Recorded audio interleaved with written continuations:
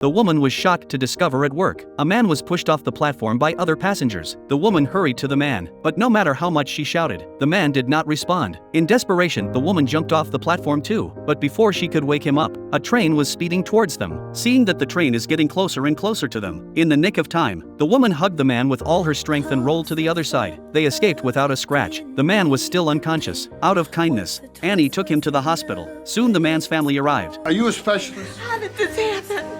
He was pushed from the platform at the train station. They mistook Annie for the man's girlfriend. Annie tried to explain everything, but the man's family didn't give her a chance. Before she could say anything, they surrounded him. In order not to ruin this cozy atmosphere, Annie could only accept her new identity for the time being. When the crowd had gone, Annie went to John's bed alone and told him how helpless she was and told him to revive. John's grandfather overheard her. After learning the truth, he found Annie and begged her to keep pretending to be John's girlfriend until John woke up. It turned out that John's grandmother had a serious heart condition. Grandfather was afraid she wouldn't be able to handle the shock, so he asked Annie to help him. Eventually, under the grandfather's persuasion, Annie agreed to do it. But she soon realized it wasn't going to be easy, because John seldom communicated with his family. They were curious about how John and Annie fell in love. In order to satisfy their curiosity, Annie had to invent a story, but the lies were bound to come out. So the idea of exit came to Annie's mind. The next day, she told a co-worker and wanted to know what he thought. Well, then go along with it.